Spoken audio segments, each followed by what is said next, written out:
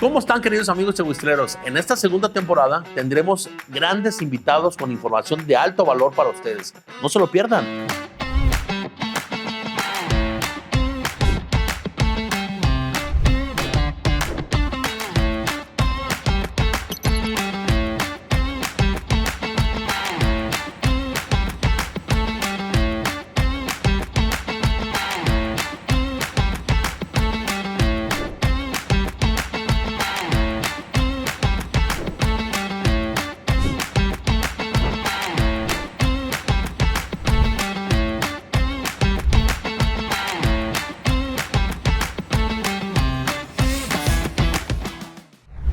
¿Y qué tal? ¿Cómo están, queridos amigos chahuistleros? Nuevamente muy contento de estar con ustedes en este nuevo programa y la verdad feliz de tener aquí a un especialista en materia laboral que no habíamos tenido.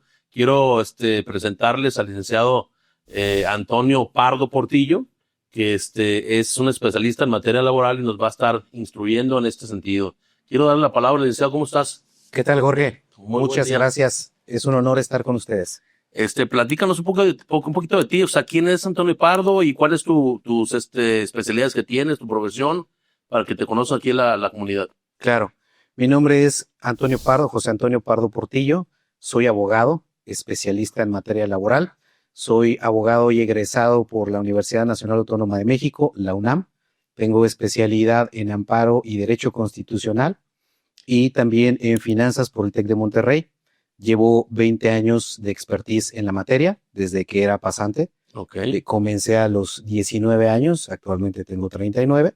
Y pues bueno, estos 20 años me han hecho pasar por una serie de cambios en materia laboral y cambios del mundo que he vivido muy de cerca y apoyando a los empresarios todo este tiempo. Excelente. Y eres también titular de tu firma, ¿no? AP Laboral, ¿es correcto? Así es, yo soy titular de la firma. Platícanos un poquito de AP, qué es lo Sí. qué es lo que hace exactamente. O sea, digo, pues sé que eres en materia laboral, pero Claro. seguramente abarcarás otras áreas, ¿no? Es correcto. AP Laboral es una firma consultora y de servicios especializados en materia laboral. ¿Por qué hoy decimos una firma consultora? Porque más allá del tema de la abogacía, hoy por hoy hacemos algo por los empresarios que es esencial y muy es necesario para ellos, que es decirles, explicarles este mundo legal, traducírselos para que ellos sepan cómo manejar sus relaciones laborales de manera segura, de manera lo más equitativa posible y sin tantos riesgos que existen. ¿Por qué? Porque la mayoría de los derechos, si no es que decir todos, son para que se protejan los derechos del trabajador y le imponen las obligaciones al empresario. Por consiguiente, pues quien debe cumplir, quien debe de tener esa habilidad o ese asesoramiento y acompañamiento es la empresa. Padrísimo, qué padre que innoven ustedes como, pues yo eres un agente también joven, pero con mucha preparación, ya en este camino de lo que es la abogacía en materia laboral. Pero y lo que más me interesa es el hecho de lo que mencionas de cómo estás transformando, o sea, una forma distinta de ir acompañando al empresario, que eso la verdad es que no lo hacen todas las personas, se aplican directamente o a la materia laboral nomás para la defensa del trabajador, o cuando van a defender al empresario, porque cuando ya les llegó el chahuizlazo, ¿verdad, amigos? Entonces qué padre que tú lo manejes de esta manera, pero ya te presentaste en la parte profesional, me gustaría que nos platiques un poco quién es Antonio Pardo. Claro. Antonio Pardo, pues bueno, soy originario de la Ciudad de México, viví hasta los 26 años allá. Llegué aquí a Guadalajara por una oferta laboral que me hicieron. Era más joven, no tenía compromisos y por consiguiente fue una aventura, fue un chahuizle justamente. Padrísimo. Es decir, ¿cómo cambio? Quiero ver más allá de lo que tengo enfrente, quiero conocer más. Acepté la oferta laboral pese a que a mis 24 años ya tenía un proyecto que era mi oficina, mi propio despacho. Yo era el único abogado. O sea, ya tenías allá, ya tenía ya. Okay. Sí, ya tenía un despacho en Ciudad de México, ya llevaba mis propios asuntos, ya tenía la experiencia suficiente para poder manejar el tema legal y decidí dejar mi oficina, mis asuntos que ya tenía consolidados y clientes por una aventura entre profesional y personal. A mí se me hace que te veniste por la novia, amigo. Pues fíjate que no tenía relación en aquel entonces y yo creo que eso fue muy bueno. Porque te ayudó a tomar la decisión. No me amarró ningún tema personal, ningún tema sentimental, sino más que nada la pura aventura de probarme a mí mismo quién podía ser en otro lugar. Que eso, platícanos, o sea, ¿cómo te fue venir? Te digo, seguramente ya conoces la ciudad aquí de Guadalajara, pero ¿Cómo fue 24 años dejar allá todo tu entorno, tu familia? Y no sé si aquí tengas familia, pero ¿cómo fue? Como dices tú, fue un chahuizle. ¿Qué fue venirse para acá a esa edad y cómo lo empezaste a manejar? Guadalajara solamente lo conocía en 2 ocasiones y había sido de trabajo. No conocía la ciudad ni conocía la dinámica de esta gran urbe, que hoy en día se parece más a la Ciudad de México con todos los problemas que actualmente vivimos, pero no la conocía. Realmente sabía que era una ciudad grande, una ciudad importante de mucho movimiento, y decidí venir acá precisamente por la oferta laboral. Okay. Ahora comencé en una firma, la firma con quienes son hoy día mis amigos, buenas personas, la verdad, y muy agradecido que estoy con ellos. Después decidí continuar con mi emprendimiento y continuar justamente mi propio chahuizle, continuar mi propia historia. Es decir, probarme, creo que ese fue el motivo principal, probarme a mí mismo que podía hacer el proyecto que soñaba, Fabuloso. pese a todas las dificultades en el camino profesionales y personales. Aquí en Guadalajara tengo familia cercana que son primos. No tengo hermanos, mis papás continúan viviendo en Ciudad de México. Entonces prácticamente llegué pues solo a vivir, llegué como muchos foráneos a rentar algún lugar, empezar a relacionarme, empezar a tener vida, y durante todo este viaje que he tenido aquí en Guadalajara, pues conocí hoy en día a mi esposa. Mira. Conocí a mi esposa, nos casamos en el 2019, formamos una bella familia que hoy en día tenemos consolidada, y pues después de todo este proceso me doy cuenta pues que fue una decisión muy acertada, no solamente por el tema profesional, sino por el tema personal. Valió la pena ese chahuizle de aventártelo encima, ¿no? De decir, Así ¿sabes qué? es, Vamos a la aventura. valió la pena porque pues estoy muy agradecido con todo esto que ha sucedido, pero bueno, esa es la parte bonita. Oye, la parte fea, pues como dicen los chahuizos aquí, nuestros, comunidad quiere saber, pues, cómo enfrentaste. O sea, dices tú, estabas en una firma allá en la Ciudad de México que tú emprendiste, te iba ya estabas empezando a llevar asuntos, estás haciendo una oferta acá en Guadalajara, cambias todo tu entorno y empiezas aquí con un despacho. Y después, no sé, a los años, a tal vez, 26 años llegué aquí a 26, Guadalajara. pero ¿cuándo es cuando eliges de salirte de la firma y emprender nuevamente tú? ¿Qué tiempo pasó? Duré menos de 2 años en la firma. Pasan menos de 2 años y dices, ¿sabes qué? No, yo voy por lo mío. Te ves, me imagino en el espejo de lo que estabas generando ya en la Ciudad de México, y tu mentalidad es, yo no quiero seguir trabajando a alguien más, o sea, quiero emprender. ¿Y qué pasa? O sea, Así ¿qué es. te enfrentaste, amigo? Ahí? A los 28 años tomo la decisión, concluyo mis trámites de titulación, que algunos estaban pendientes, ya por fin los concreto, y decido ahora sí con toda seguridad continuar mi propio proyecto. ¿A qué me enfrenté? Primero que nada, pues al tema de vivienda. ¿Dónde voy a vivir? ¿Solo, acompañado, con roomies, como lo hace cualquier foráneo? Tuve la oportunidad pues económica de vivir solo, y eso creo que fue también un tema muy importante, porque ahí no pude apoyarme en más personas para convivir conmigo mismo y resolver mis propios problemas, que creo que esa parte me ayudó bastante. El segundo problema es decir, nadie me conoce, solamente conozco a mis compañeros que tenía en la firma, algunos amigos que he hecho, cómo me relaciono y cómo comienzo a proyectar lo que sé hacer. Tuve una gran oportunidad, que esa justamente no la desaproveché. Ya conocía varios abogados y varias amistades en Ciudad de México que llevaban empresas a nivel nacional y tenían problemas que resolver en Guadalajara. Entonces, cuando comienzan a enviarme su trabajo como corresponsal, Pues para mí es el primer ingreso. Muy agradecido que estoy con todos ellos porque me ayudaron a comenzar este viaje, y empiezo a darles resultados. Empiezo a ver algunas necesidades que hay aquí en Guadalajara, como por ejemplo, pues vengo de una ciudad donde, y hoy en día también es aquí Guadalajara de la misma manera, pero donde lo que yo hacía lo hacían otros 200 personas enfrente. Entonces, lo único que te podía hacer destacar era ser efectivo, entregar soluciones. el servicio, Así es. al final del día, ¿no? Hacíamos lo mismo, y yo con una firma pues no consolidada, sino como freelance, tenía que enfocarme en el servicio. Me enfoqué mucho en los resultados y a partir de ahí comencé a crecer la firma. Ese fue el inicio. Y la parte personal, pues a la par la iba manejando, en donde cuando tenía posibilidad de ver a mis padres, iba a la Ciudad de México; cuando tenían posibilidad de venir ellos, venían para acá.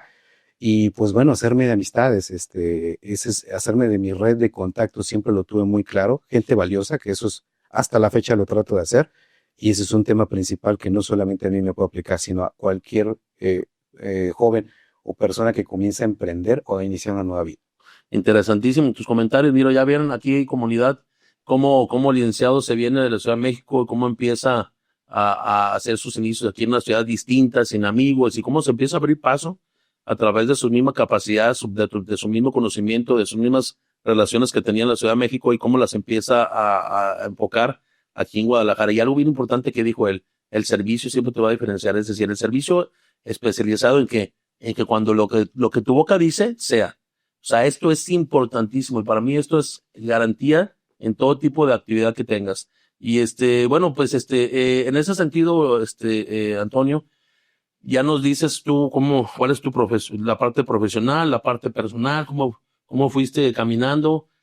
Y hoy en día, que ya estás consolidado, que ya tienes pues estos 20 años de experiencia, ¿cómo pudiéramos empezar a abordar a esta gente que va iniciando, amigo? Fíjate que nosotros tenemos una audiencia dirigida más o menos entre unos 25 a 35 años de edad y fíjate que luego de pronto es bien complicado porque la gente desea emprender, como tú lo hiciste, la gente desea emprender como yo hace muchos años también lo hice y cuando nos enfrentamos a este tipo de circunstancias nos llegan 1000 dudas, 1000 preguntas y como el dinero es poco, que lo que tenemos para de pronto para invertir y los anhelos son tan grandes, pero también igual de grandes son los miedos, no sabemos de pronto cómo hacer, qué hacer en materia por ejemplo, contratar a una persona, cómo le voy a hacer si le tengo que hacer un contrato, o nomás le hablo y ni siquiera dimensiono si voy a tener complicaciones en el futuro. Hay una serie de desconocimiento tan grande en este sentido, en materia laboral, que la verdad es algo muy importante y que en este caso, pues evidentemente tú representas a la parte corporativa, la parte evidentemente empresarial. O sea, ¿qué podrías tú empezarnos a decir, pero desmenuzándolo desde lo más pequeño, amigo? O sea, desde lo más pequeño a lo más grande, es decir, lo más pequeño, aquella persona que va emprendiendo, o sea, hablarles prácticamente del ABC, ¿sí? Para poderlos ir llevando, o sea, esa gente cómo va caminando desde lo que es emprendedor, a lo mejor después llega ya a tener un negocio más grandecito, después ya estar a lo mejor en un pyme, o sea, cómo irlos llevando de la mano, porque la verdad es que hay un desconocimiento total. No sé tú qué nos puedes platicar al respecto de esto o en tu experiencia, qué casos has tenido también en ese sentido. Bueno, lo primero que le aconsejaría pues a un emprendedor justamente sería pues eliminar los miedos o aprender a convivir con los miedos. Porque el miedo siempre va a existir para iniciar cualquier proyecto, pero la capacidad de convivir con ellos y aún así hacer los proyectos es esencial en cualquier materia, a lo que te dediques y en cualquier rama que tú pretendas ejercer o servicio o producción que vayas a comenzar. Después de que tienes la decisión firme de pese a los miedos iniciar, yo creo que el primer paso sí sería la educación. Es decir, un emprendedor, una persona que inicia un proyecto, pero que no conoce en lo absoluto, tiene la obligación, ¿no? Yo no te diría que es el consejo, sino es la obligación de conocer cuál es el entorno, no solamente para procesar o brindar mis servicios, sino además cuál es el entorno legal al que me voy a enfrentar. Y hay que invertirle. Esto, digo, puede ser por tema de presupuesto, claro está, pero desde un simple podcast, desde un simple video tutorial en YouTube, tengo que tener una idea clara de en mi giro a qué me podría enfrentar. A partir de eso, voy a trabajar solo, voy a contratar gente, voy a comenzar a tener una plantilla laboral. Esa es la primera pregunta. Y después, ¿cómo va a ingresar conmigo? ¿Y cómo voy a mantenerla, además de los gastos, ¿no? E independientemente de ello, ¿a dónde estoy proyectando esos empleos? Es decir, ¿quiero gente de rotación rápida o quiero gente que realmente dure conmigo y me acompañe en este proyecto? Pero para cualquier tema, saber cómo van a entrar a mi empresa o a mi emprendimiento. Es correcto. No, y también la gente de pronto desconoce que cuando haces una contratación, pues no solamente es el tema del contrato o no el contrato o las responsabilidades que esto conlleva, sino que también está el tema de pues los impuestos que hay que pagar, la carga social. Sí. Entonces dice, no, caray, pues yo pensé que nomás era contratar a un empleado, le pagaba yo su semana y ya tan, ¿no? O sea, pues hay mucho desconocimiento realmente dentro de lo que es las actividades. La gente efectivamente se plantea el hecho de decir, voy a emprender, tal vez voy a poner un negocio, qué sé yo, voy a fabricar bolsas y las voy a empezar a vender con mis amistades, pero no prevé más que el hecho estricto de lo que es su actividad. Y fuera de ello, como bien dices, no se capacita, no toma realmente las riendas de ese proyecto en función de lo jurídico y a lo que se va a enfrentar. Y esto pues los lleva a poder tener de pronto pérdidas y que sus emprendimientos pues se caigan, ¿no? Pero más allá de eso, fíjate, abordando el tema, me gustaría que tú nos platicaras algo de tu expertise en casos específicos que has tenido, como para que a través de esos casos, pues también podamos nosotros, aquí la audiencia, ir entendiendo un poquito más cómo ir direccionando Sí. desde tu expertise a este tipo de personas, ¿no? Yo creo que la primera parte es entender cuáles son mis obligaciones frente a la contratación de una persona. Creo que es el primer paso. Y la primera obligación que tengo es el pago de un salario, claro está. El segundo es el pago de seguridad social, que es el IMSS. Y el IMSS pues engloba todas las demás obligaciones. Y el tercero es saber que tengo la obligación de contratar a la gente por escrito. Por ley lo tengo que hacer. Y ese escrito debe tener una naturaleza. Si va a ser de manera indefinida o si le voy a poner un periodo a prueba, un periodo de capacitación inicial.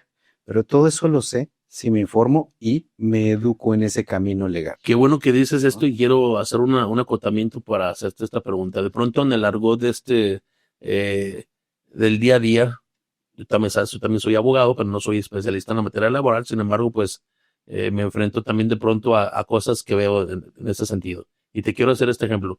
De pronto ves a empresarios que van iniciando, que ya tienen algunos años y dicen, voy a contratar a esta persona, pero le voy a hacer un contratito provisional de 3 meses, ¿no? Y luego ya dicen, llegan los 3 meses, que son obviamente 90 días, y dicen, no pasa nada, le vuelvo a hacer otro contrato provisional por otros 90 días. Sí. Y así se la llevan, ¿no? Creyendo en la falsa creencia, quiero que tú también nos ilustres en ese sentido, la falsa creencia de que a través de este contratito, perpetuándolo a 90 días que está a prueba, pues ya se va a exentar de la responsabilidad que hay. Y me gustaría que nos digas algo de esto, porque mucha gente cae en este vicio, amigo. Sí, no es cierto. O sea, no puedo contratar a una persona contrato tras contrato tras contrato.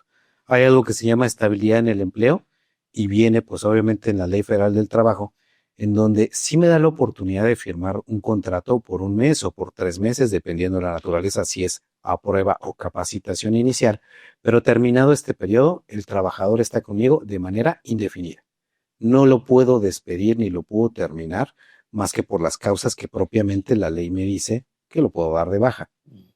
Por consiguiente, si yo estoy en la firma de contrato, tras contrato, tras contrato, lo único que va a pasar es que, pues tal vez la gente se quede con esa idea, el trabajador, pero en el momento en que se informe, pues que su relación realmente es de manera indefinida, pues su perspectiva o un posible reclamo va a cambiar. Y va a decir, no, yo estoy aquí contratado, pues de manera indefinida, aunque yo firme una serie de contratos. Por consiguiente, hay que tener claro cuál es la manera en que puedo contratar a mis primeros trabajadores. Entiendo perfectamente que también se trata de un tema económico de gastos, pero al final del día lo tengo que integrar de alguna manera en mi producción, en mis servicios. ¿Por qué? Porque hay una serie de sanciones y una serie de riesgos si no lo hago de esa manera. Excelente respuesta. Ya lo vieron también aquí, comunidad.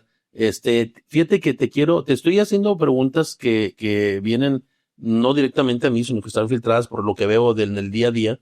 Y de pronto otra cosa que también veo que los empresarios, los emprendedores hacen mucho, es el hecho de que, por ejemplo, tienen la creencia vaga porque no conocen perfectamente la ley del trabajo como tal y no se asesoran. Entonces, por ejemplo, un trabajador faltó, ¿no? Falta un día. Y luego al mes, al siguiente mes, falta otro día. Y al otro mes faltó otro 4 días más. Y dicen, ¿sabes qué? Pues te voy a despedir porque sabes que ya faltaste 4 veces. Y dicen, y a mí me protege la ley porque dices que después del tercer día, es decir, al 4.º día, pues te puedo despedir. Y ahí cometen muchos tipos de errores de pronto también porque no hay conocimiento. O sea, ¿qué nos dice en específico la ley en ese sentido? Bueno, tal cual el artículo 47 dispone que más de 3 faltas en un periodo, pero en un periodo de 30 días, que es donde yo te estoy poniendo el ejemplo. Sí pueden significar la baja del ahí trabajador. Sí, pero la gente cree que esto es en el tracto sucesivo del año, entonces muchas veces cometen ese error y dicen, no, ya faltaste 4 días, vamos, te despido, ¿no? Ese periodo comienza a partir de la primera falta que yo le estoy considerando. Así es. Es decir, no es de faltas en febrero, faltas en marzo, sino es hoy faltó, estamos en abril y de hoy fecha a los siguientes 30 días, dentro de ese periodo hay 4 faltas, sí lo puedo dar de baja. Importante, o sea, tienen que hacer algún tema de algún acta administrativa, porque también si esto no se formaliza, ¿qué pasa? Si nomás es de palabra, ¿cómo yo demuestro como patrón que sí faltó?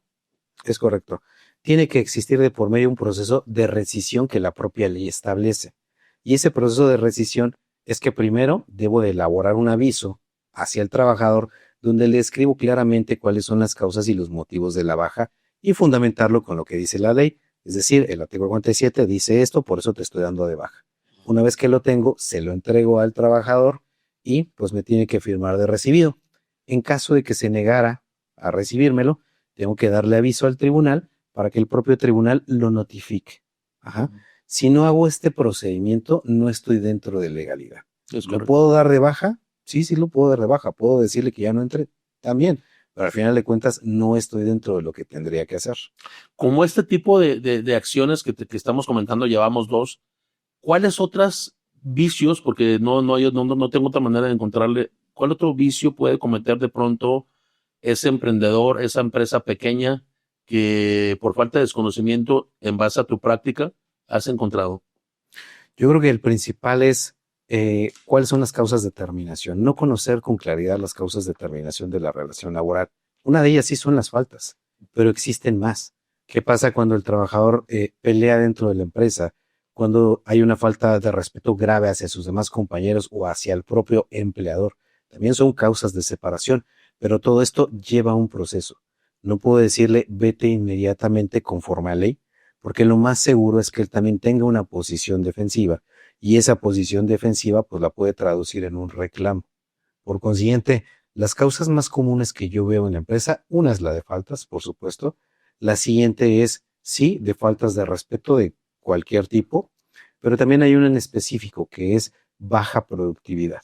Es decir, el cumplimiento de metas que tal vez estoy requiriendo del trabajador, pero no se están cumpliendo. Esa no es causa, desgraciadamente, como tal, señalada en la ley como de rescisión, de terminación de contrato. Lo que sí puede ser causa es que desobedezca mis órdenes, ¿vale?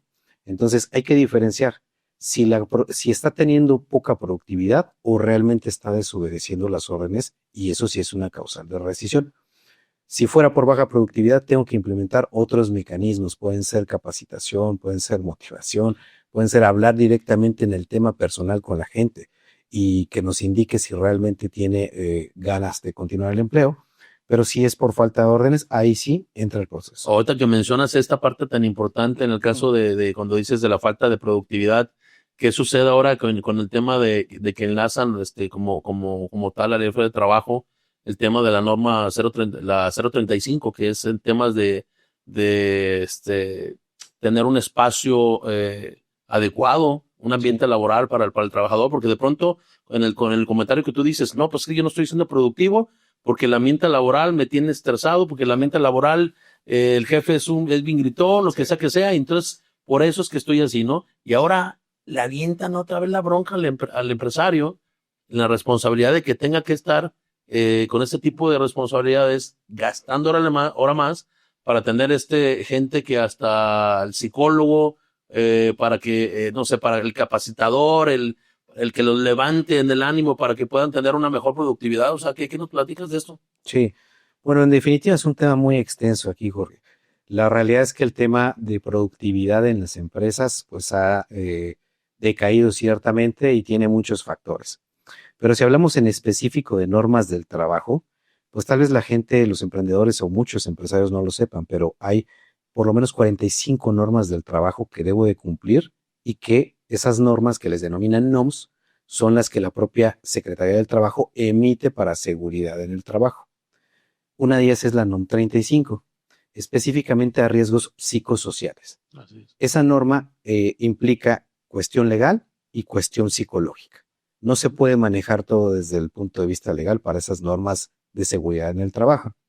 Pero sí, efectivamente, dice que yo haga de manera muy traducida, para muy entendible, es que yo haga ciertas métricas, ciertas pruebas a los trabajadores de cuestionarios que ya están preestablecidos por la Secretaría del Trabajo para conocer cuál es su estatus psicosocial, cuál es su nivel de estrés u otro tipo de afectaciones que tengan ellos a nivel físico. Hago esta serie de pruebas, identifico factores de riesgo, tengo que aplicar ciertas medidas que pueden ir desde luego desde pláticas hasta atención psicológica o atención médica.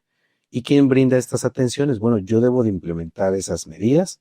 Si es atención médica, corresponderá al IMSS porque los tengo que tener dados de alta del IMSS. Y también si es atención psicológica, bueno, pueden apoyarse en el tema del IMSS porque también tiene el servicio, pero si no quiero que hagan pues una larga fila y esperen mucho tiempo, como sabemos que desgraciadamente así es, pues yo tengo que contratar a un especialista que me venga a dar esa serie de atenciones. Y si no cumple el patrón con esta obligación, las multas, ¿qué tal? Pues bueno, las multas son alrededor de 500,000 pesos. Es correcto. Por este tipo de situaciones. Es que qué complicado de pronto, ¿no? Para nosotros como emprendedores o para la gente porque tú estás evidentemente de la parte empresarial, o sea, entonces, por esto es que te estoy haciendo este tipo de preguntas, porque al final del día, pues vamos emprendiendo, vamos caminando en este recorrer y nos vamos encontrando con un muro, otro muro y otro muro, o sea, y al inicio de la charla tú me decías cuando presentaste tu firma, tú decías que tu eslogan era algo que a mí me llamó mucho la atención. Me gustaría que lo compartas con el público. Sí, de hecho, nuestro eslogan principal y que prácticamente es un mantra para nuestro trabajo es: la prevención es la mejor defensa. Eso ha sido siempre y eso más que nunca se encuentra actualizado. Por eso hice este acotamiento, porque justamente como dices, la prevención es la mejor defensa.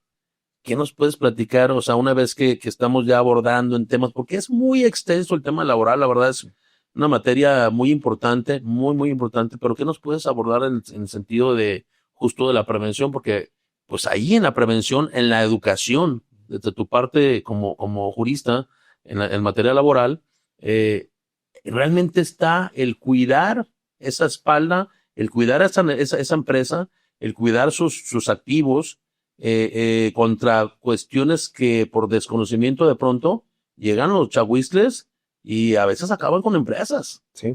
Entonces, ¿qué nos puedes platicar en ese sentido? Efectivamente, bueno, pues como lo comentábamos en un inicio, la educación es esencial. Yo tengo que saber y conocer cuáles son mis obligaciones frente a los demás y en este caso laboral frente a los trabajadores. Si no conozco cuáles son mis obligaciones, voy a cometer los errores más profundos para mi empresa que se van a traducir en dinero. Todo el tema legal que no cumpla se traduce en perjuicios para mi empresa y en gastos, costos. Sin embargo, yo creo que lo principal es que hay que entender que es un mundo muy complejo y que este mundo complejo no lo voy a poder entender por mí mismo porque no me dedico a eso.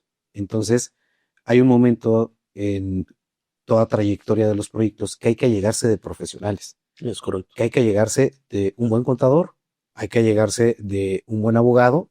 Si el abogado me está asesorando de manera general, pero ya tengo más trabajadores, tendré que hacerlo con un abogado especializado en materia laboral o tendré que hacerlo con un abogado fiscalista si estoy teniendo problemas para deducir o estoy pagando mucho ISR y no estoy integrando todos mis gastos de manera adecuada, ¿no? Correcto. Por consiguiente, yo creo que sí hay un momento para toda empresa, para todo emprendedor, que no tengo de otra más que gastar en gente especialista que me resuelva los problemas. Y yo te diría, ni siquiera es gasto, realmente no lo veo como tal, es una inversión. Así. Es una inversión porque al final del día hay un dicho coloquial aquí en México, de pronto sale más caro el caldo que las albóndigas, por el hecho de no invertir, el hecho de no prepararte en situaciones importantes y que no estás de pronto por el hecho de decir, ya voy creciendo, no me ha pasado nada. Y la gente, algo que yo siempre les hago hincapié a mis clientes que tengo, que nunca prevén, es el famoso pasivo laboral, que es algo muy tremendo, o sea, porque la verdad es que no lo prevén, no hay prevención realmente aquí en México. Y esto me da la pauta, como te digo, para que tú nos sigas hablando del tema de la prevención. A mí me gustaría, porque pues sé que manejas muy bien el tema de lo que es el tecnicismo jurídico, pero a mí me gustaría, que pudiéramos, Antonio, bajar un poquito la jerga, sí, jurídica, para que nos puedan entender nuestra comunidad, en un ejemplo de un ABC.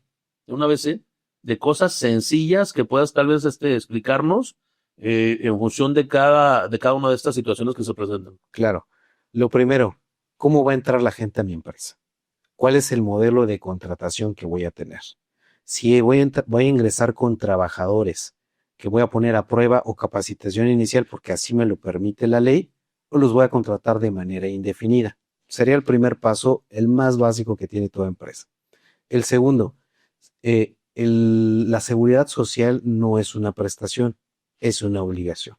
Tengo que darlos de alta ante el IMSS. Hay gente y hay empresas pues que deciden bajar el salario y darlos de alta pues con una cantidad inferior. ¿Voy a correr ese riesgo? Eso es un riesgo. Qué bueno que lo dices, ¿no? porque sí pasa mucho, ¿no? Y se los doy de alta con 2 salarios mínimos y el resto se lo pago por fuera. Exactamente. ¿Qué Entonces, pasa ahí? Realmente hay mecanismos, hay una ley del IMSS que me prohíbe eso y que hay una sanción en caso de que yo no dé de alta adecuadamente con su salario real a un trabajador. Entonces, segundo paso es, tengo que darlos de alta. Voy a correr ese riesgo porque tal vez muchos consejos me dicen eso, o realmente voy a tratar de hacer el esfuerzo, porque sí es un esfuerzo para toda empresa cumplir con toda la legalidad que se traduce en cargas económicas, pero voy a estar más tranquilo. Déjame hago un acotamiento también en este tema. De pronto los empresarios, a mí en lo personal, o sea, cuando les doy la asesoría, me dicen, es que es muchísimo lo que se paga de de seguridad social, ¿no? Y yo les digo, a ver, y también pelean mucho el tema del IVA, que le digo, nosotros sí estudiamos, nosotros no somos factureros, porque pues esa es de lo que más hay, ¿no? Entonces les digo, a ver, si tú no tienes bien determinados tus costos, y dentro de tu costo tienes bien determinada tu mano de obra, y dentro de tu mano de obra también como costo tienes determinado tu seguridad social, pues obviamente, pues le vas a sufrir. Obviamente le vas a sufrir financieramente hablando, aun cuando tengas flujo, aun cuando tengas entradas, porque estás por debajo de tu costo. Entonces, esa es la métrica inicial, o sea, decimos, es caro la seguridad social, pero ¿cara contra qué? O sea, cuando realmente no se hacen las cosas bien hechas, claro que va a ser cara, porque estás queriendo desembolsar algo que no tienes. Y entonces se vuelve una problemática. Pero la realidad de las cosas es que si los tienes bien costeado, no tendría por qué sufrir esa situación ninguna empresa. Ese es mi punto de vista, ¿no? Sí, efectivamente, y eso depende de que me llegue de profesionales, que me llegue de gente que conoce sobre los temas. Y después de la alta del Seguro Social, pues también tengo que conocer como empleador cuáles son los derechos de los trabajadores, los derechos mínimos, vacaciones, prima vacacional, aguinaldo, cómo debo pagarlos. Todavía conozco pues algunas empresas que tienen un tope de vacaciones y pues eso no es correcto. Eso no está pegado a la legislación y por consiguiente pues abro la puerta para problemas. Debo de saber cuáles son sus prestaciones mínimas y si ya nos vamos un poco más allá, le voy a pagar bonos, comisiones, algún otro tipo de prestaciones, cuando integran mi salario, cuando no integran mi salario para efectos de reportar al IMSS y estar alineado. ¿Qué es la previsión social? Así es. Ok. Y lo siguiente, pero muy básico, es cuándo sí puedo dar de baja o no puedo dar de baja Importantísimo eso. a un trabajador o a una serie de trabajadores por los motivos que tú quieras, conocer cuándo sí va a operar. Porque si yo doy de baja a un trabajador por un motivo que no era legal y él pues no tiene ningún reclamo, no me formula ningún procedimiento, no me demanda nada, pues no voy a tener problema. Pero si me encuentro con alguien que sí sepa que eso no es correcto, se asesore y me reclame, lo más seguro es que voy a tener pues un reclamo laboral, una demanda. Y de ahí vamos hacia atrás. Si no di de alta al trabajador adecuadamente con su salario, si además no tengo contratos de trabajo o la contratación estaba mal hecha, pues la sorpresa es que conforme a la Ley Federal del Trabajo, el trabajador manifiesta los hechos que dice le afectaron y el patrón debe probar si es cierto o no es cierto, por ley. La carga de la prueba le recae Así al es, patrón. lo que se llama la carga de la prueba. Por consiguiente, las obligaciones son para mí. En el tema documental, las sanciones pueden ser para mí. En ese entendido, si no llevo por lo menos estos puntos básicos, las puertas que estoy abriendo pueden ser de un juicio laboral o pueden ser de una serie de inspecciones de la Secretaría del Trabajo, IMSS o hasta Infonavit como organismos que me pueden fiscalizar. Y acabar totalmente el emprendimiento que apenas iba iniciando. Así es. Voy a subir un poquito el volumen y ahora vamos a ahorita estábamos hablando para esos emprendedores que van iniciando, pero vamos a subir un poquito el volumen y vámonos a pymes, que sé que es tu especialidad, las pymes, ¿no? Claro. Ya las pymes ya tienen a lo mejor de 10 a 50 a 100 empleados. ¿Qué empieza a suceder ya con esas empresas? ¿Y cuál sería el ABC en tu especialidad que manejas para la prevención para esas empresas? Ok. Primero entender que si ya tengo cierto número de trabajadores, 20, 30, 40, 50, que ya soy una empresa que se va consolidando, pues ya no puedo, esas omisiones o eso que yo no he estado haciendo, es más complicado que ya no lo haga y no tenga sanciones o no tenga problemas. Primer paso yo creo que es entender ya en la posición en la que me encuentro. Necesito de manera urgente solucionar el tema del cumplimiento legal. Necesitan un asesor, primeramente, Así es. que es AP laboral, ¿no? Y después de que reconozco la problemática, entonces busco un asesor. Y ese asesor, bueno, pues como en todo, habemos asesores que conocemos o no conocen el tema, pero debo de tratar de que ese asesor vaya encaminado más, y ese sería un consejo que le doy a las pymes, que vaya más encaminado al cumplimiento legal, que vaya más encaminado a cómo no tener problemas, a cómo resolverlos. ¿Es correcto la prevención? Así es, que vaya más encaminado a la prevención. Porque si contrato a un profesional que me dice que no va a haber problemas, que sigue haciendo las cosas como están, lo más seguro, y esa es una, como dicen hoy en día, red flag. Esa es una red Les flag. va a caer un chahuistle tarde o temprano. Tarde que temprano va a caer el chahuista. Entonces, yo creo que si traigo esa idea de decir, quien me diga cómo hacer las cosas, evitando problemas, es la política empresarial que te puede generar menores problemas hoy por hoy. Y una vez que ya defino pues el tipo de profesional, yo les aconsejaría que ese profesional se integre directamente a mi organigrama en horizontal. ¿Qué significa esto? Bueno, si ya abrí un área de recursos humanos, que es un encargado del personal, pues entonces que se integre para colaborar directamente con la persona de recursos humanos, tiene el asesoramiento, suben las decisiones con dirección y entonces de ahí damos soluciones. Si yo estoy con el mismo entendido de ahorrar, ahorrar, ahorrar y no invertir, lo más seguro es que cometa una serie de errores y cuando ya tengamos el problema encima, vamos a llamar al consultor, al abogado, al especialista.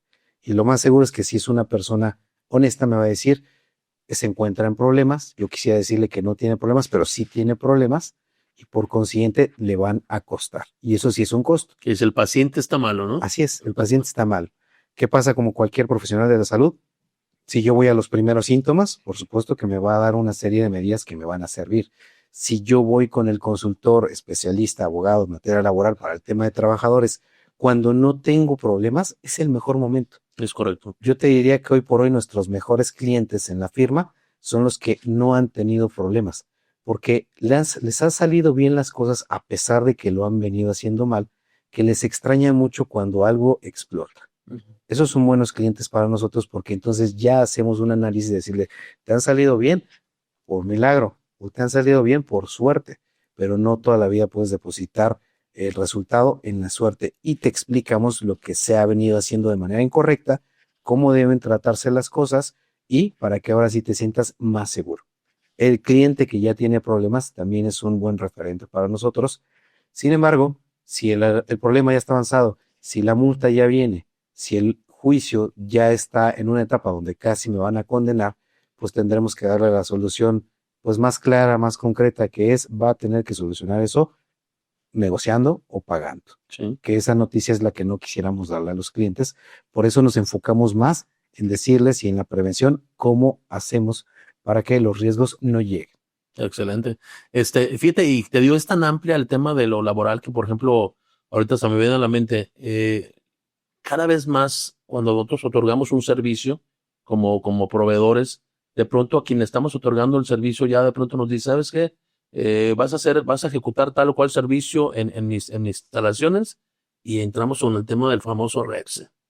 Y el famoso REPSE que dice, ¿sabes qué? Pues tienes que tener también cumplimientos que van también en materia de la Ley Federal del Trabajo y tiene también toques que de pronto ustedes también intervienen, ¿no? En la parte laboral, ¿no? Pues son obligaciones que si no cumplen, ¿qué va a suceder? pues también tienen ahí problemáticas, ¿cierto?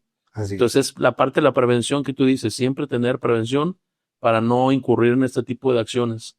A mí me gustaría, Antonio, que en base a todo lo que nos estás mencionando, seguramente tú traes varios casos importantes que pues, pudieras comentarnos uno o dos aquí en nuestra comunidad que hayas tenido de eventos, cómo se te presentó y cómo lo resolviste, para que de alguna manera ilustrativa podamos tener ese caso del A a la Z de manera, pues, un poquito, si tú gustas, acotado, Claro. los puntos importantes, para entender cómo es que los mecanismos se pueden manejar de pronto, ¿no? Sí, mira, te platico un caso muy específico de una empresa que tiene algunas sucursales aquí en Guadalajara, en Jalisco. Es una empresa familiar, pero finalmente han manejado las cosas de manera tradicional. Resuelve el dueño de los problemas, se mete incluso con los trabajadores para resolverlos, y eso no le ha permitido delegar. Bueno, pasa que en alguna ocasión pretende dar de baja a un trabajador, el cual pues sí había tenido un desfalco en su inventario, y finalmente dice yo lo hago. Él trata de dar la baja, y cuando se enfrenta con el trabajador en el tú a tú para explicarle, llevarlo al razonamiento y decirle, debes todo esto porque efectivamente era tu responsabilidad y ahora no está, yo no sé si te lo embolsaste o se te perdió, pero era tu responsabilidad, pues el trabajador lo niega, ¿no? Lo niega rotundamente, y por el contrario, comienza a grabar la conversación con esta persona. Posteriormente, él pues accede, digamos, a firmar pues su terminación de manera pacífica y se compromete a hacer el pago de ese desfalco, y ellos, pensando en que ya les había firmado los documentos de baja y había sido un compromiso no solamente de palabras, sino por escrito, porque ya en teoría habían llegado a un convencimiento y un acuerdo, pues resulta que los demanda. Y una vez que los demanda, pues no solamente reclama un despido, sino la nulidad, él lo dice claramente, reclamo la nulidad de los documentos que firmé. Tenía una grabación, y en esa grabación, pues obviamente sí le comentaba este dueño de empresa al trabajador, oye, lo que pasa es que lo que tú hiciste, pues implica una responsabilidad penal, y sí, Alegaba coacción, ¿no? alegaba coacción, alegaba que lo habían obligado. Presión. Y la conversación sí daba para pensar que lo habían obligado a firmar la renuncia. Entendemos perfectamente que si llegó a un acuerdo, bueno, pues es por alguna razón de reconocimiento, pero el contexto daba para que sí pudiera obtener la nulidad de esa renuncia y el pago de su indemnización, salarios caídos y demás prestaciones. Bueno, pues esa fue una gran sorpresa para este dueño de negocio, en donde dijo, ¿cómo es posible que nunca me había pasado esto? Bueno, pues desgraciadamente siempre hay una primera vez. Llegó con nosotros cuando ya tenía el juicio avanzado, y le tuvimos que dar esa noticia. Oiga, este juicio lo más seguro es que sí va a prosperar por todo el contexto, por las pruebas, por cómo están diseñadas, y esto es lo que le va a costar terminarlo. Fue un shock para él, porque nunca había tenido este tipo de problemas. Le iba a costar lo que ya perdió en el inventario, más lo que tiene que pagar, y además, bueno, pues todos los costos legales que implica. Claro. Entonces fue una cantidad importante la que tuvo que concluir. Afortunadamente hizo caso a nuestras recomendaciones, es decir, apagar el fuego antes de que consuma toda la casa, pero sí fue para él un shock, donde nunca había tenido un problema. Por eso, Eso, cuando dice apagar el fuego, es proteger la parte empresarial, la parte... no, prácticamente que ya el asunto no llegara a una ok. sentencia donde le va a costar cientos de O sea, miles. llegaron a la negociación entonces. Llegamos a una negociación. Se terminó ahí el problema con una negociación, y por consiguiente ya no llegamos a una sentencia que le iba a costar más. Que dice, más vale un mal arreglo que un buen pleito. Que un buen pleito. Optó por esa opinión que le dimos. Muy buena, la verdad, porque sí, Y eso no hubiera sucedido si hubiera llevado a cabo el proceso real que dice la Ley Federal del Trabajo, para establecer la baja o para llevar a cabo la baja de un trabajador en esas condiciones. Y eso no hubiera pasado si él hubiera optado invertir desde hace mucho en un buen asesor, en un buen consultor que lo llevara de la mano de cómo tratar estos asuntos. Yo creo que dijo, bueno, si nunca he tenido problemas y siempre los he resuelto, y hasta la fecha no ha habido ningún inconveniente, lo voy a seguir haciendo.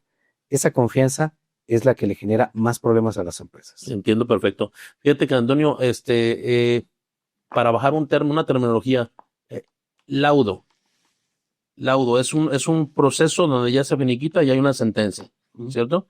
te pregunto de ti, un laudo, esa sentencia, ¿hasta qué grado puede llegar? O sea, si yo soy un patrón y evidentemente soy representante legal de una sociedad anónima, vamos a pensar, eh, ¿hasta dónde a mí me puede afectar? Porque soy socio. En determinado momento un laudo, si ya no tengo yo cómo garantizar en un ejemplo vago, con lo que es el patrimonio de la empresa. Bueno, primero de ahí cabe hacer la precisión que a partir del 2019 de la gran reforma laboral que deviene del TEMEC, se estableció un término para que ya las juntas de conciliación y arbitraje no fueran las responsables de solucionar los conflictos, las demandas de los trabajadores. Okay. Paulatinamente pasaron ya al Poder Judicial y hoy en día en su totalidad ya está en el Poder Judicial de cada estado y el federal resolver los conflictos entre trabajadores y patrones. Entonces, hoy por hoy hablamos de sentencias. ¿Todavía están las juntas de conciliación y arbitraje activas? Sí, para resolver lo que existió antes de que entraran en vigor los tribunales. Pero llámese laudo o llámese sentencia, los dos aún mantienen las mismas penalidades en caso de perder un juicio para la empresa, que son 3 meses de salario si me reclama la indemnización, las prestaciones, vacaciones, prima vacacional, aguinaldo, puede reclamarme también horas extras, puede reclamarme el pago retroactivo de prestaciones que no le haya pagado supuestamente, pero lo principal es el pago de salarios caídos. El pago de salarios caídos que a la par del derecho a la indemnización, pues va de la mano en que se paguen los salarios desde la fecha del despido o que me reclaman de despido hasta la fecha en que se cumpla la sentencia. Que se hacen montos bien grandes. Los salarios caídos, bueno, son al 100% por un año y lo subsecuente, haciendo una operación matemática, son el 2% sobre 15 meses. Bueno, haciendo la operación matemática y ya en traducido, más o menos sería al 30% los siguientes salarios caídos, haciendo esa operación que dice la ley sobre un porcentaje. Pero entonces al 100% sería el primer año y más las prestaciones que me reclama, más la indemnización. Entonces, si lo dijéramos de manera resumida, el costo que podría tener básico un juicio laboral para mí como empresario perderlo, pues son 15 meses de salario, más prestaciones y tal vez un año de tiempo extraordinario. Chahuiztlazo. Así es, chahuiztlazo. Pero, ¿y hasta dónde llega la repercusión? O sea, si la empresa no tiene, es una pregunta que de pronto hacen los empresarios, ¿no? Sí, si la contratación fue directamente por una sociedad mercantil, llámese SASB o cualquier otra denominación, esa empresa responde con su patrimonio. Si es una sociedad mercantil, no trasciende, no llega a los socios. Okay. ¿Vale? Si se trata de una contratación de persona física a otra persona física, que es el trabajador, por supuesto que va a responder con todo su patrimonio, llámese automóvil, casa, negocio. Y en el caso de las CCC que no están consideradas dentro de la ley federal, dentro de la ley de sociedades mercantiles en el Código Civil, ¿qué pasaría? Ahí responden con su patrimonio de los propios integrantes. O sea, que qué peligroso. Y esto es importante, amigos, que de pronto sepan, porque por eso quería hacer el contamiento. O sea, cómo cuando recién nos estamos integrando, y en caso como nosotros que somos profesionistas, y nos reunimos que con el amigo, el mejor amigo, el primo, y hacemos una sociedad civil, y no hay en el caso de nosotros como abogados, sí, pero la gente los médicos que se juntan, y pues no saben que están ahí con el patrimonio, arriesgándose también el tema del pasivo laboral. Así es. Entonces, dice esta pregunta y quiero acotar otro comentario. Tú como especialista en materia laboral, en la prevención, ¿recomiendas que se genere una provisión en el caso de las pymes para el tema de justamente del pasivo laboral o no? Yo creo que sí. Sí. Yo creo que sí consideraría que tengan un apartado, por decirlo así, un apartado de dinero en donde yo considere los posibles problemas que pudiera tener. Puede ser de cualquier porcentaje, pero me va a ayudar a solucionarlos cuando los tenga. Pero principalmente yo les diría que le inviertan más en allegarse de profesionales que verdaderamente les solucionen o les prevengan los problemas. Hoy por hoy, nuestra política, nuestra visión con los clientes que queremos transmitirles es que los problemas no permitan que trasciendan a las autoridades. Es decir, si voy a dar de baja a una persona y es muy justificada su baja, bueno, pues inevitablemente lo tengo que hacer y llevar el procedimiento, que ese procedimiento implica el gasto de un profesional, un abogado laboral que me lleve el asunto y me va a costar, porque sí, sus honorarios tienen un costo, pero en casos que verdaderamente sea algo grave, cuando sean situaciones de día con día, faltas, incluso temas de productividad, temas de desacato de órdenes, yo creo que más vale la pena ya sentarse y en compañía, desde luego, del asesor o por su asesoramiento, sentarse directamente con el empleado y generar una conciliación interna dentro de la empresa. Excelente. Esta conciliación interna, pues no sé cómo hacerla a bien, tengo que asesorarme del especialista. Claro. Pero esta conciliación también significa yo invertir una cantidad de dinero en esa negociación para que el trabajador termine su relación pacíficamente conmigo, yo esté seguro de que ahí terminó el problema y también el trabajador se vaya con esa, pues si no satisfacción, porque no satisfacción termina en una relación que genera, por lo menos con esa tranquilidad de decir, pues bueno, tuve problemas, llegamos a una negociación, conciliamos, sigo mi vida laboral. Sí, o sea, y como bien dijiste en el ejemplo que pusiste, ¿no? O sea, por eso es importante que se asesoren con un especialista para que no les pase luego que creíamos que estos documentos iban a ser suficientes y resulta que no, ¿no? Entonces, esto es súper, muy importante manejar, ¿no? Así es básico el tener y el saber que el hoy por hoy, cualquier asunto que vaya directamente a las autoridades laborales va a tener un costo para mí como empresa y va a tener un riesgo. No significa que ningún asunto lo voy a pelear, no significa que ningún asunto o voy a permitir todo tipo de arbitrariedades, porque también hay arbitrariedades por parte de los trabajadores. Hay gente claro. que se contrata nada más para demandar y eso hemos detectado pues personas de ese tipo, pero el grueso de la población y el grueso de los trabajadores realmente va por lo que todos vamos a un lugar, a generar para poder vivir mejor. Sí, hay de pronto vamos a ponerle la realidad, barbajanes que nomás se contratan en una semana y luego ya van y ponen su demanda, ¿no? Así es. Entonces, ese tipo de asuntos probablemente sí los tengan que pelear, probablemente sí tenga que invertir ahí ya en una buena defensa, pero el resto de los asuntos que yo te diría son como 8 o 9 de cada 10. Prevención. Tengo que buscar la prevención y cómo terminarlos con el menor costo posible. Es correcto. Que yo te diría, hoy por hoy ese es nuestro servicio que brindamos a las empresas. ¿Cómo hago que los costos laborales bajen? Eso quiere decir que tienen una área muy fuerte, muy importante ustedes de mediación. Exactamente. Entre el patrón y entre el trabajador. Incluso tenemos hoy por hoy con los clientes algo que le llamamos estudio de viabilidad de la baja. Me dices los hechos a mí como consultor, pues había correo o cualquier otro medio, cómo sucedieron las cosas y a la luz de la ley te digo si procede o no procede. Aguántate o le damos, ¿no? Así es. ¿Va a proceder legalmente o no va a proceder la baja? Y además, ¿cuáles serían las posibles soluciones? Negócialo, ofrécele esta cantidad, trata de llegar a un acuerdo, quieres que lo hagamos nosotros lo hacemos, pero al final del día, ¿cuáles son las soluciones alternativas y consecuencias que me podría costar?